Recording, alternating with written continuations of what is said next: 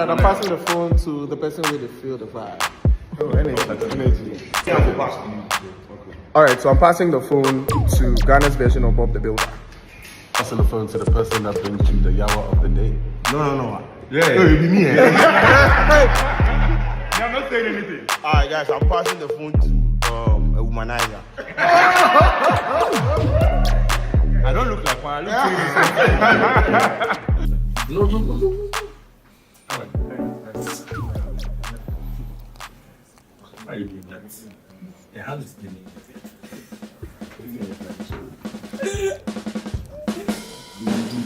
Ghana's digital space is witnessing a shift. A wave of young creators building platforms for deep, meaningful conversations. And these are not your typical entertainment shows. These are thought leadership podcasts, reshaping how young Ghanaians engage with ideas about business, growth, and purpose. How are you feeling?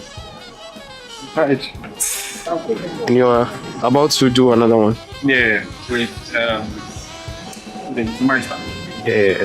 which is a good conversation. But have you ever wondered what goes into starting one of these? I have spent time with these young hosts, listening to their stories, how they balance day jobs with podcasting, how they build audience with zero budgets, and how they use their platforms to spark real change. So what inspired me to start a podcast? I think two things. One, because I wanted to change the narrative. I think when you came, we were talking and you mentioned that there've been a lot of entertainment content and gossips and, all those fun stuff. Yeah, there's the part where we need entertainment because sometimes you watch that to release but it was becoming too much. So I thought we needed something different in the podcast or the education space. We are just completed MEST. We are building our startups and we felt like we had a lot to say about the ecosystem. And we also felt like there are stories that needed to be told in the ecosystem. So that's primarily why we started to tell those stories and put insights out there from who are building businesses like us at the time to make better decisions, informed decisions with the stories and the data that we put out there. So that's basically why we started with the right. For many, it's not about the fame, it's about voice, shaping the narrative of what it means to be young, driven, and forward-thinking in Ghana today. What's happening here is bigger than content creation. It's a movement of ideas, a new layer of Ghana's intellectual culture forming online, one conversation at a time.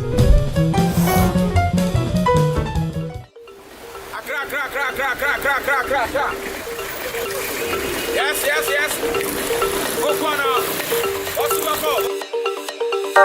So in recent years, if you open your social media platform or whatever platform you use, one of the things that you see or one type of content you see is short videos that has been cut from long form clips, especially podcasts, right? So in this video, I'll be interviewing a number of people who have started their podcast, trying to understand why they started it in the first place. Are they trying to make a name for themselves? Are they or they're just jumping on the whole content bandwagon, maybe make some money online, or they're genuinely wanting to actually change narratives or help people with the type of content they do. So here I am at the content studio and I'll be going in and I'll be interviewing alone. No, let's go. Good afternoon. This is Terry. Hi. Apologies for keeping all of you waiting. It wasn't my intent, but you should have come in 2 hours. Michael, Peter, Samara. You've met this guy, right? Yes, that's it. Alright, let's. What do you think makes Unscripted different from the other podcasts? I think the name, right? So the name being Unscripted, most of the conversations we have is not really scripted, just like the name says. Like, it's just as having a conversation. There are times where the guests will come and sit down in the seat, and after the very first question, maybe, how has the year been, or how are you? The conversation goes a different direction from what we probably even thought, right? So it's just that raw, unfiltered kind of conversation. We've never really sat down and maybe planned a conversation. Yeah, maybe I know the talking point and all that, but it's just, I have a curious mind. Yeah. I want to know this person.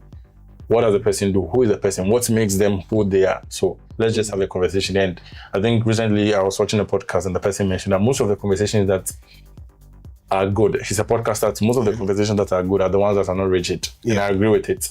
Sometimes when there's that tension, it becomes difficult to flow. Yeah. So most of the times it's just free vibes. Yeah. And also, I think my personality too, people like the way I'm free. spirited. I'm not, any giddy person. You can relate with me. And I think also the line of questions, because I think that's one thing people talk about a lot. Yeah. There are questions that people want answers to. I think one of the difficult things about hosting a podcast, and I've said this before, is trying to be in the shoes of many people. If you have 1,000 people watching your podcast and you're having a 1-hour conversation, you are trying to answer probably, let's say, 50 to 80% of the people. So can you ask a question that one person watching the interview or 1 out of 10 people watching the interview will be like, oh, I have this question. Thank you for asking that. Right. And I think for the last 18 months, I think that's another thing we've been doing well on that. And I think the quality and the consistency bit of it. Yeah. Today was your first, let's say, the debut event. What would you say about that? How's the experience been? I think it's been very great. Among the growing wave of shows, the top tech podcast right now, Building Bytes, has been making waves. The team is doing an exceptional job spotlighting the stories, challenges, and breakthroughs of the Ghana tech ecosystem, giving founders, builders, and innovators a platform that didn't exist a few years ago. Hello, my name is Yarim Chirusu. I lead a team at Inside Lab. We are the creators of Building Bytes and a few other digital storytelling platforms. Do you feel podcasts are changing the way young Ghanaians consume media? Yes, I think so. At the mass, let's say, with the masses, it might not be the case, but I think it starts from somewhere. So it's starting now, like you hear people watching podcasts, which are not just entertainment. So they are watching to get information. They are watching to start businesses. They are watching to start careers. They are watching to learn about how they can position their career, which I think is good, but not at the mass appeal yet. I don't think so. Yeah. What's something that you think you guys are doing differently from other podcast platforms? Yes, so for Building Bytes, our focus primarily is on stories. There's one thing that I always say that we are not a policy podcast. So a policy podcast will be, come and tell me your bright ideas. We don't do that on our podcast. What makes us stand out is the stories. And it's like the space that we play in, Ghana's tech and digital economy, it doesn't lack bright thoughts. We don't lack bright thoughts. What we like are stories of how people have done what they did. So a company like Kofa has raised 8 million. How did they raise the 8 million? What did they do to raise 80 million? A company like Capital is growing rapidly. What are they doing to grow rapidly? How are they achieving that? And that's what we set out primarily to do. And that's what sets us apart. So if you listen to a typical Building By podcast, it's just stories. It's just someone who has done it before, who's come to tell you how he did it. He's not come to tell you what he thinks should be done. We don't do that. And that's what sets us apart. And that's what make people love our content and feel like they want to tune in, they want to tell their friends about it. My name is Bayo. Let's give it. I don't do that. We're doing a story on podcasts in Ghana. Oh, okay. That's interesting. You should do one on the space.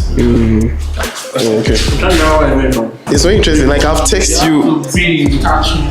I text you all the time. The Peswa Podcast is a weekly show dedicated to showcasing entrepreneurship, innovation, and business stories across Africa, particularly Ghana. Hosted by entrepreneur Bill Kobina, the podcast features long-form conversations with founders, business leaders, and innovators, unpacking their journeys, struggles, breakthroughs, and mindset shifts that fuel success. Gap on you think the podcast is filling. I don't think we are processing that scenario in Ghana necessarily. We think that we have the view that here, the team of the Peswa podcast, we have the view that this continent will be built if we are entrepreneurially minded as a collective. And one of the best ways to get people to have a certain mindset is to keep telling them stories and keep getting them exposing them to information, right? So we hope this conversations like this is going to go a long way to incite people to the entrepreneurial have a certain mindset in regard that we can set vision and be audacious enough to pursue them. So that's how we're processing this podcast. For many young African entrepreneurs hungry for inspiration and practical insights, the Peswa Podcast functions as a platform where real stories meet real lessons, connecting listeners to the pulse of African entrepreneurship. In terms of reception, how has it been like? I mean, I understand that people are tuning into your content, the followers are increasing and all that, but does that reach your expectation? Is that what you're expecting? This guy, you want my audience coming with me? doesn't reach my expectation.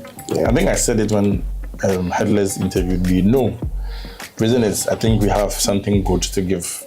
So when we don't get that attention, it hurts. But I think the podcast industry is changing, is growing. So people are now getting used to it. People are now getting used to consuming podcasts, maybe when they are free, when they are at home, when they are in a ride and all that. But I think the reception has been good. I'm not even going to lie on that end, because putting out a video and then having averagely 1,000 people watching it is crazy. Just close your eyes and imagine 1,000 people. If I saw 1,000 people, I'm sure I'll run to my house, because I'm not used to crowd. I don't like crowd. So I think it's been good. Definitely there's more that can be done from our end to up what we are doing, and also to get it into the faces of people, because there's the marketing side of it. You have to be loud about it, which is something that I think we recently have started doing. Maybe if we did our marketing good from the beginning, I'm sure we would have gone faster, but it's something we are doing. But so to answer the question, the reception, it's been good, but it can definitely be better. But in terms of impact and value, I think people are getting most from it. People are getting most from it. So I think if you go to any podcasting platform today, top 10 podcasts would likely be Christian podcasts and stuff like that. And then a few other entertainment one. You see Kojo Sheldon in there. You see Sincerely Accra in there. I think we are growing in terms of the new media space. We are growing. Like our interest is growing outside of what we all know, outside of the news, outside of entertainment. But there's still a lot to do. In terms of mass appeal, I don't think the type of content that I produce, the type of content that the people I know who produce, we've not gotten there yet. It's still very hard to get verifiable, interesting business news. It's still very hard. Like, that shouldn't be the case. I can easily get gossip. Why can't I easily get verifiable business news, which is not just stats, it's not just like stuff like that. I think we are moving towards that, and it's also good, like new platforms that are not just entertainment, that are not just come and laugh, are growing. Connected Minds is there, Reagan is there, Building Byte is there, Peswa podcast is also there. So I think in terms of growing, we are growing in that phase, right? Yeah. So on a personal level, considering you've been speaking with a lot of founders and a lot of entrepreneurs, how has your motivation evolved over time? Yeah, I think for me, I've been reminded, and personally, I am a business person. I am involved in a couple of businesses and entrepreneurship being like the classic component of it. But I've been, every conversation like a reminder that it is possible, that I'm always really my aim, and that I just have to be audacious enough and keep going. So yeah, I'm just privileged to have a constant reminder with every conversation, and also I'm making some great friends. These guys are becoming friends and like have access to these people and like their repository of knowledge and experience. So yeah, it's fun. Over time, these podcasts have gained significant momentum, with more people finding them valuable. So as has probably become obvious, we have an ongoing partnership with WeWire. WeWire is a B2B cross-border payment platform. So it started as a conversation, one guest after the other, and then recently you sort of like buy the partnership with WeWire. Can you speak more on that? Partnership with WeWire. So we had a conversation with Beniza. Over the period, we've had like a couple of brands approach us on the public. We just had to find wanted to work with a group or a partner that will feel there was a synergy, we understood what you're trying to achieve, and they also understood what you're trying to achieve. And WeWire is really bent on helping businesses do well globally. Right, we also better helping people start businesses and do well globally. So, there's synergy here. Let's make this work, right? So that's how that went. It was it happened over like a 10-minute conversation now. Yeah, that's interesting that you talk about volunteers. Personally, for me, I've been doing this for a while. Everybody that volunteered, like let's say I had the very first person who volunteered, I made him a co-founder of what I'm building. And since then, I haven't been I get a lot of messages, people wanting to volunteer, but it's tough for me to have people volunteer because, for one, I don't have the resources to pay them yet. And then two, it's like sometimes it becomes hard to people manage. which it's a tough one for me. So I like just doing my own thing on my own. How have you navigated this whole thing? I think you said a little on the personal podcast, but like, are there things that you've had to learn? Maybe you probably picked up a book, you got some mentorship on how to, people manage, how to, manage your volunteers. Not really. Do I even manage you people? I'm talking to you, not mine. Do I manage you people? I said don't talk when I'm ready. But yeah, I think they all do their work so well. So in terms of I don't necessarily have to micromanage anybody. It's just a matter of knowing what they have to do, when they have to submit it by, and all that. Maybe I don't even disagree, but I feel like I'm not a strict boss. Unless of course maybe they are misbehaving. I'm a strict boss. Even am I strict? Please put the camera on here. Am I strict? Not at all. I'm not. These boys are lies. I don't trust you. Anyways, that's just by the way. So maybe you're supposed to submit this by this time. That's an issue. You can't. Just communicate it, right? So, I understand you, and that's another thing. You need to understand who you're working with, right? Mistakes will happen, like I said on the personal support. Mistakes will happen. You learn from it, but I don't think I micromanage them. They know what to do. So they have the bigger picture, they have the overview. We know, okay, we've shot a video, everybody knows that. The sound guy knows that he has to edit sound, the podcast person knows he has to edit, the graphics knows this, social media knows it. So there's that. If there are ideas that come to mind, I just communicate with them, maybe add timelines and all that. And I think it comes from a place of just trusting the people that do the work. Definitely at the beginning, they will do some mistakes. You have to correct those things. You have to motivate them. You fight with them. I fought with them before. It's normal. It happens. It's part of team building. So, yeah. It seems like everybody is starting a podcast now. How do you feel about that? Oh, they should start it. That's the thing. 2 views. And Derek said this on Talking to the Cook Rice. We need a lot of people to do it. Because then you don't think it will be saturated? No. It will not be saturated. There's not even enough. Because if we go out, if this Western content we're talking about, they have a lot, right? And that's how come they have the eyeballs. We have a few doing it. We need more people to do it. That way, brands outside, and Derek said it again, and I'm quoting him. He mentioned that Spotify and all these platforms will now say, okay, there's an attention over here, so let's come and push these people. If we don't have it, then there's no need coming there. The reason why some of these platforms like YouTube, Spotify, Apple Podcasts, and all these things don't factor in Ghana when they are doing some of these things, because we don't have enough creators. YouTube will roll out a feature and then they'll push it to other countries because we don't have enough creators here for them to even be able to do the test they need. They are doing the test for a reason. They need the numbers. Do you get it? So I feel like we need more podcasts. It will speak for this country. It will speak for investors who are trying to invest into the creator economy and all that. So we need people. On the other end, it's very, very difficult. It's not an easy thing. So we'll have people start and post. I made a post and they mentioned that a huge percentage of people give up on podcasting after their first 3 episodes. And you can go and check it a lot. Because after the first 3 episodes, you realize that you need to be talking to guests, convincing them. You need to be spending money on guests. You need to be editing. You need to be doing this. So it's not an easy thing. So you have people that will give up. But on the end, if you become saturated, I don't think so. Every market, if we pick shoemaking, we have so many brands that are making shoes. Nike is getting customers. Adidas is getting customers. Puma is getting customers. Which one? Church Mouse is getting customers. So there are so many brands that are doing the same thing and they are still thriving. So we need more podcasts. We need more podcasts. Yeah, that's interesting. Building Bites is like a fun meetup for, I'll say, tech enthusiasts and everyone. Okay, Building Bites also has the experience of putting together live meetups, which basically came out of the podcast. Do you want to say something about that? Yes. So when we started, we started our live event, which is Demo Fridays, during the first year of operations, right? So we realized that, okay, we are bringing people to come talk about what they've done. But there's always one question that keeps popping up. What are people building in Ghana? And we realized that, okay, if you are bringing people to come talk about what they've done, you can also create a platform to let people come and then demo what they are building and also solve that need. So if I want to know who is building what in Ghana, every quarter I can come to Demo Fridays and come and learn about it.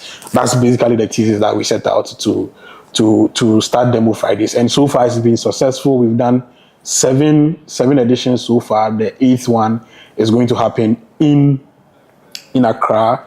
We've gone to Takrady, we've gone to Kumasi. Next year, we'll be expanding a few other regions outside of Takrady, Kumasi, and also like hosting, have like a more permanent presence in these regions as well. So I think there's been like numerous avenues right now that people can tell their stories, what's happening in tech, like Demo Fridays. There's a lot of podcasts happening and things like that. So there's a lot of avenues right now. At first, there wasn't any. Like you wouldn't hear new products coming up. You wouldn't even know what's happening in the tech ecosystem. If there are some opportunities, nothing at all. But right now, there's a little bit of that in the space, so it helps. Yeah. How do you see this evolving? The podcast in the next future, in the near future, how do you see the digital space embracing more of these conversations? As a podcast, like I said, we are trying to do double pronged, creating the stories. Now that's on that front, creating the story, creating them, getting the stories outside. Having guests from Ghana, we have people to travel across the continent. We have a certain Pan-African posture to go to other African countries and hear the stories there. And also on the creation side, an accelerator, live events to actively connect people to other people, speaking to networking, provide resources for founders and business people to build stuff. So yeah, that's how seeing it will evolve over time. That's not the thing. That's the picture we see. But like the Bible says, we see in parts and prophesy in parts. So we have an idea, but the full bloom might be bigger than what we all envision. So that's it. Hey, Makasau. If Vusi were to call you like this evening, I was like, "Hello, can you get to South Africa tomorrow for a pod?" You don't know.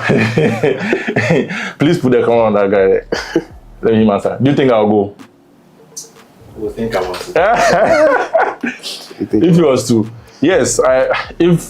Why do you want to interview him? So here's the thing. I mean, it's two things. It's value and numbers, right? Every episode is value and numbers. There's someone that you're bringing because you want their value. They probably don't have the numbers. It's someone you're bringing because you want to tap into their audience and have their value. Everyone. I'll never do it just for the numbers, because if that was the case, I would have interviewed certain people. Value being the ultimate thing. But for Vusi, I mean, I've watched a lot of his. I listen to his podcasts, watch a lot of his interviews. I like him as a human being. I want to get a chance to sit with him and ask him questions from my perspective, from how I see things, right? Definitely also tap into others. That's like the ultimate thing at the end of the day. Yeah. Not the ultimate, but I mean, it's part of the goal. But if he was to call me to fly to SA, I'm sure I would have made it happen, to be honest. I'll make it happen. For people you've engaged in conversations with, is there one thing you'd wish they ask you, but they never do?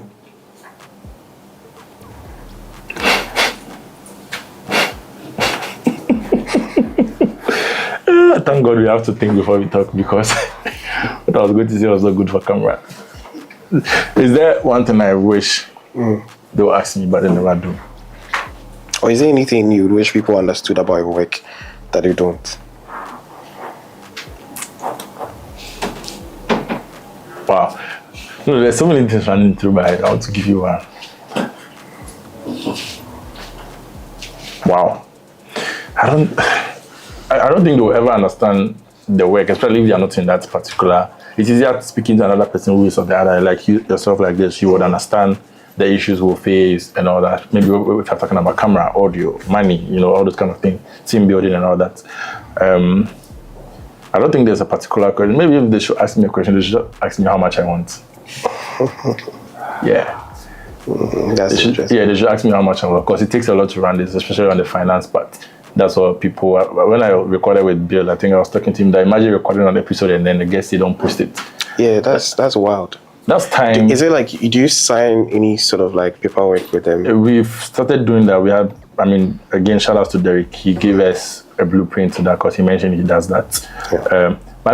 You can sign it, but there's so many. Even this guy, Derek, has talking to the group, has had a similar situation. He interviewed someone that's, I think it was a lady. Her parents are politicians or so, and she spoke about interesting things. And after the pod, when they went home, the lawyer of the family said they want to listen to parts of the conversation. They listened to parts of the conversation. They're like, it can't go out, because is going to worry the father, so he doesn't have to release it, right? So with something like that, what are you going to do? Because they can go and drag me. You get my point. Yeah. So there's little you do, but there's the whole signing part and all that. But it takes a lot of money to run this. It takes a lot of time. So I think people should just appreciate the content and yes, enjoy it. But the question is, how much do they want to give me? How much do I want? How much does the team want? You can DM me. Interesting. If you're not doing podcasts, what type of content would you do? What type of content? If I'm not doing podcasts, I don't think I'll be doing content. Yeah, I don't think I'll be doing content. What I would have loved to do is, I still answer the question anyways. Traveling content. It's expensive. It's expensive. It'd be like maybe beer. Yeah, traveling content. I like the it's nice. Not maybe if I'm doing that, I would like to travel with someone so that the person will be taking the videos for me. I don't want the stress, so that I can enjoy it. So like Wadimaya type of thing. Yes, Wadimaya or this guy in Nigeria. I always forget Steven Nduko. Who? Tayo Aina. Yeah, Tayo. That's the name. Yeah, him. Yeah, I like that kind of traveling. Maybe I'll do that. I'll start unscripted. Alright, cool. So that's it. All right. Do you have any last words? My last words. What did you bring us money? We are looking for sponsors, so long term, we are not looking for ad. We don't want to do adverts. We want to do sponsorship. Sponsorship, you go with us 1 million, 2 million, 3 million, 4 million, 5 million, 6, 7, 8, 9, 10 million. 10 million in the next 5 years. Cool. All right, we are done. Yeah. Don't even have this serious.